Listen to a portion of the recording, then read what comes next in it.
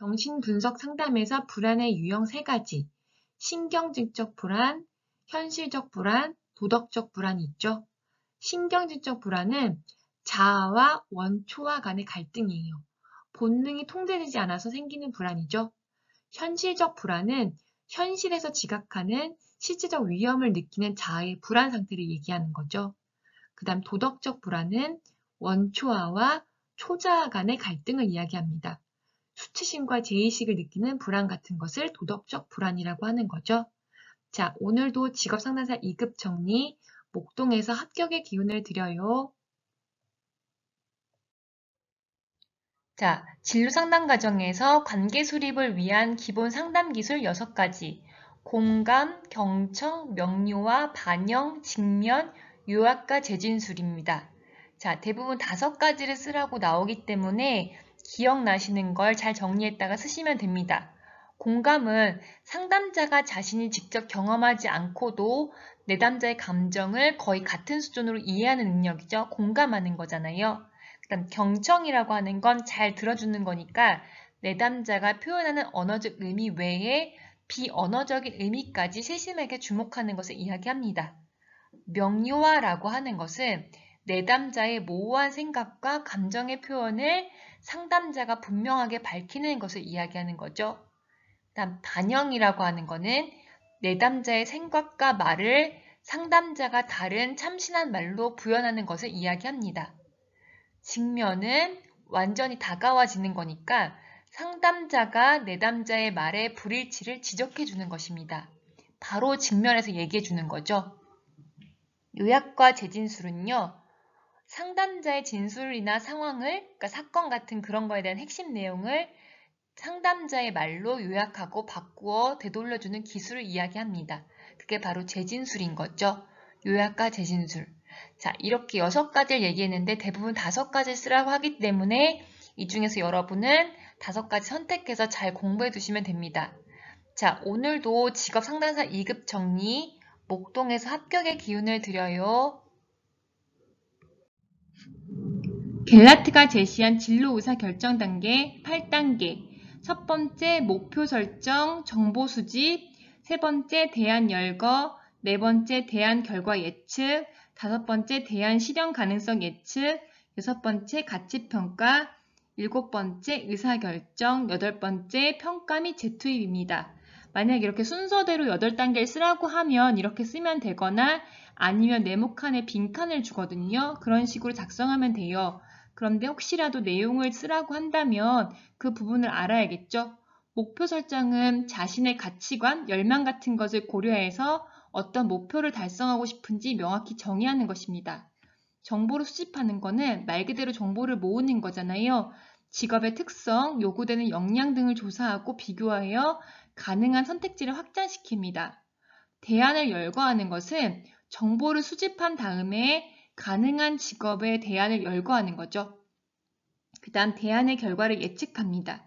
직업의 장단점을 평가하고 대안의 결과를 예측해 보는 거죠. 그 다음 대안 실현 가능성을 이제 예측해 봅니다. 결과 예측한 후에 얼마만큼 실현 가능한지 예측하는 거니까 자신의 능력, 시간, 자원 같은 것을 생각해서 직업을 실제로 달성할 수 있을지 없을지 실현 가능성을 예측해 보는 거죠. 그 다음 6번째로는 가치 평가예요. 가치를 평가한다는 거는 우리가 그 진로 우선 결정 단계에서 대안들을 가치적 관점에서 평가하고 자신의 가치관과 목표에 맞는지를 함께 고려해 보는 거죠. 그 다음 의사결정 단계에서는요. 확보한 정보와 평가를 종합하여 최종적으로 직업을 선택하고 그 다음 자신의 목표와 가치, 그런 가능성을 고려해서 이제 결정하는 겁니다. 그 단계가 바로 의사결정 단계이죠. 그 다음 마지막 8번째는 평가 및 재투입이잖아요. 선택한 직업에 대한 성과를 확인하고 목표에 도달했는지를 이제 평가하는 겁니다. 만약 그게 맞지 않는다면 다시 재투입 단계를 해서 다시 진로 우선 결정 단계로 시작하는 거죠.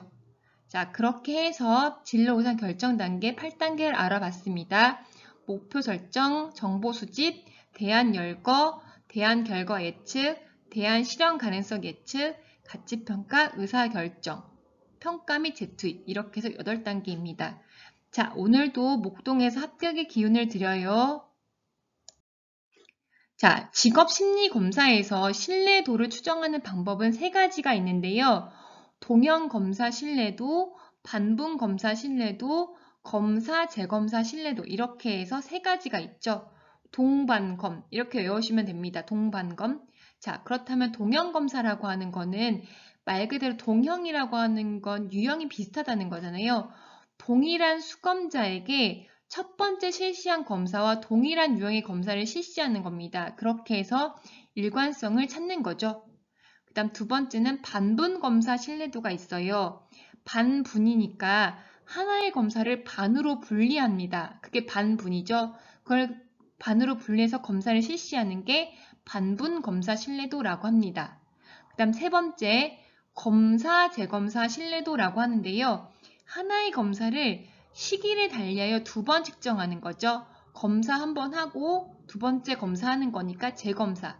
검사, 재검사 신뢰도는 하나의 검사를 하는데 시기를 달리해서 두 번 실시하는 걸 얘기합니다. 이렇게 해서 반복 측정하게 되는 거죠. 두 번 검사하는 거니까요.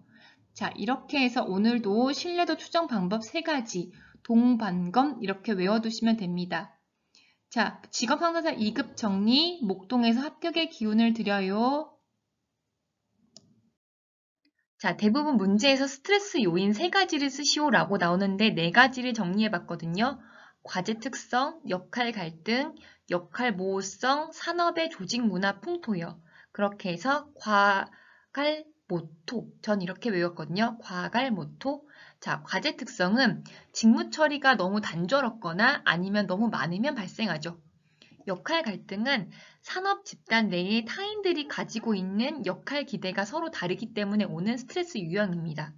일단 역할 모호성은 애매모호한 걸 얘기하는 거잖아요. 직무의 역할이 모호할 때 오는 스트레스의 유형입니다. 산업의 조직 문화 풍토는요. 직무 당사자인 개인이나 집단은 산업 및 조직 문화의 특수성에 따라 스트레스를 받을 수 있게 되죠. 이게 바로 그 조직 문화의 풍토에 오는 스트레스입니다. 이렇게 해서 과갈모토. 자, 오늘도 스트레스 요인 4가지를 살펴봤거든요.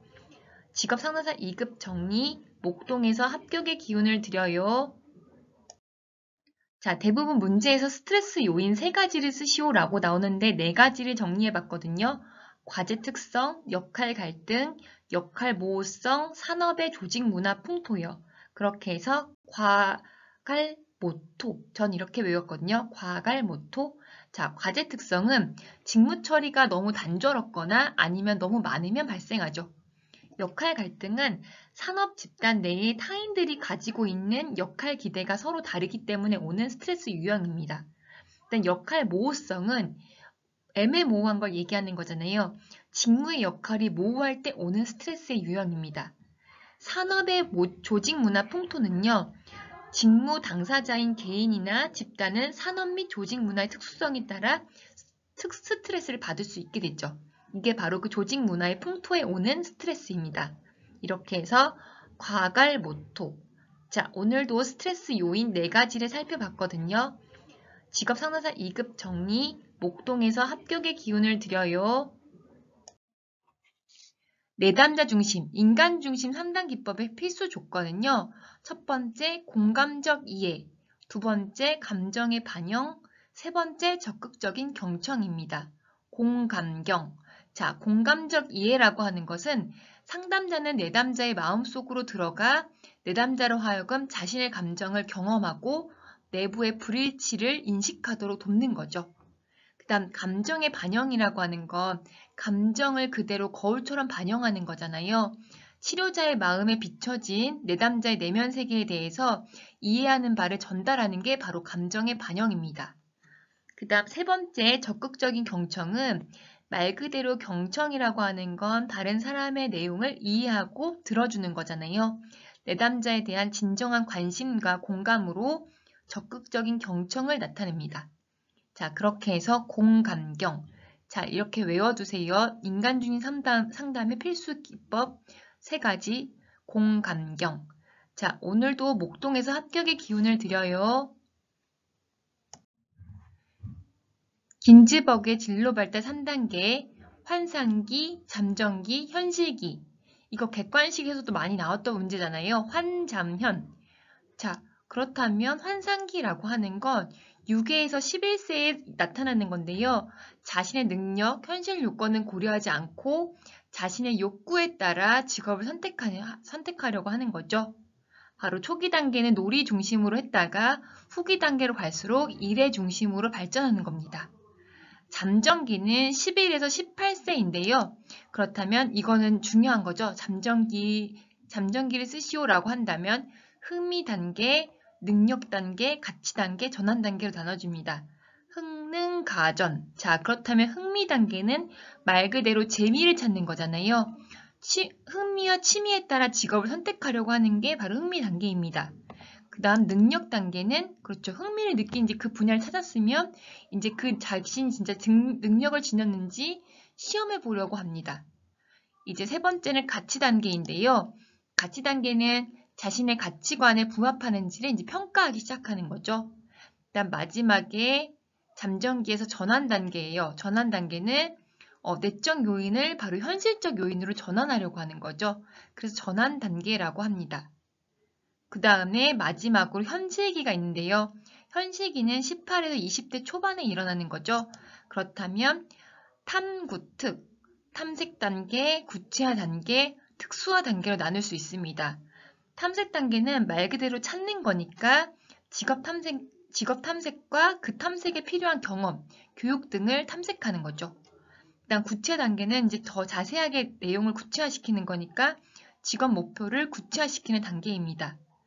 현실기에서 특수화 단계, 바로 정규화 단계라고 하는 것은 자신의 진로 결정의 계획을 세우고 고도화시키고 세분화된 의사결정을 형성하는 게 바로 특수화 단계입니다. 자, 이렇게 해서 환잠현 이렇게 외워주시면 됩니다. 진로 발달 3단계를 쓰시오라고 하거나 환상기의 내용을 쓰시오, 잠정기의 내용을 쓰시오, 현실기의 내용을 쓰시오 이렇게 나올 수도 있거든요.